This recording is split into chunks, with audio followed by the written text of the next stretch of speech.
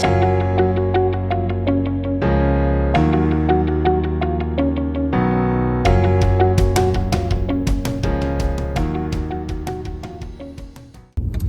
seems to be a decent amount of confusion around the difference between an epidemic, a pandemic, and what is endemic.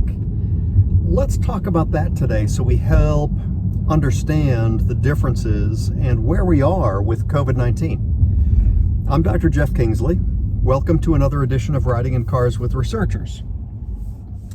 So we are in the middle of what right now is considered a pandemic.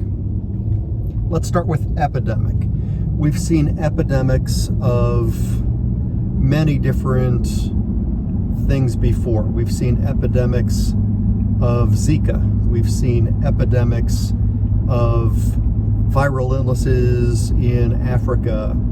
We've seen epidemics, for example, of bird flus and other SARS.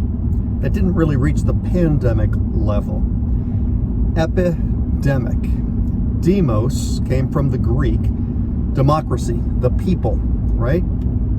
So an epidemic is something that right now is acutely infecting a region of people. Epi, think epicenter, right? A small region of people is an epidemic. A pandemic, pan means all. The Panthéon was about the ability of all the people to get together in a singular location. So when something involves a much, much larger number of people, a larger geography, then we begin to call it a pandemic. There are no actual clear rules of when you say something is epidemic or pandemic. It's a little bit of a judgment call. There's some subjectivity there in where you go from one or the other. Now let's tackle endemic. Epidemic and pandemic were both about acute, and the difference was the quantity. So an acute something infecting a population in a small geography is epidemic. An acute something affecting a large number of people or large geography is a pandemic. Endemic is where you lose the acute. So something is endemic regardless of geography.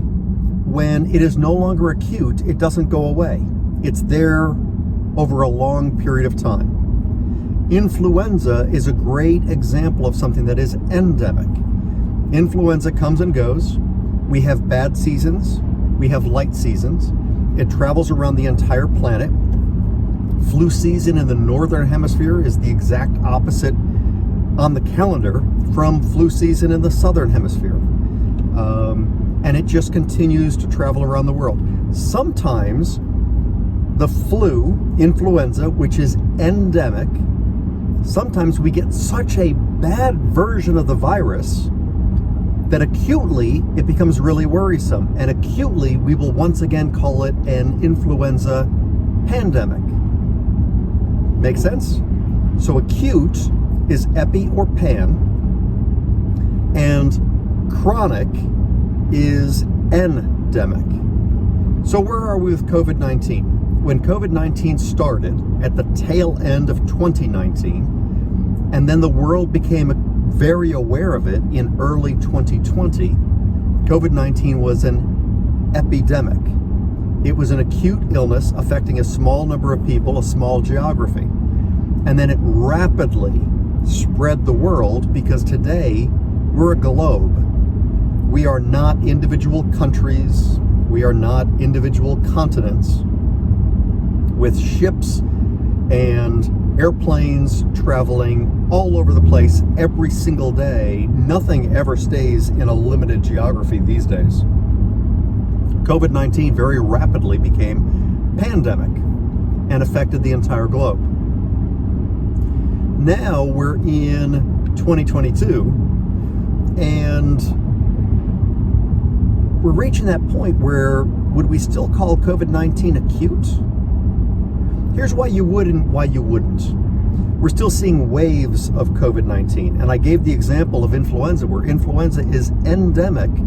But if you have an acute wave that is very dangerous, virulent, an acute wave that is capable of hospitalizing, infecting, potentially killing large numbers of people, then we'll call that an influenza pandemic. These waves are the reason why we are still considering COVID-19 to be pandemic. There is quite a bit of hybrid immunity right now. There's quite a bit of immunity from prior infection, and there's quite a bit, certainly in the developed world, of immunity due to a vaccine. And what we're seeing is that the best immunity is hybrid immunity, which is the combination of having received a vaccine plus having gotten the infection. It creates a much more robust type of immunity, because immunity is actually very complicated. It's not really a singular thing, it's lots of cellular things that happen at the same time. Hybrid immunity is the strongest.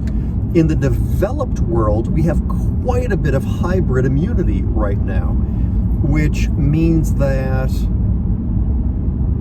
without a mutation, another big wave would be highly unlikely.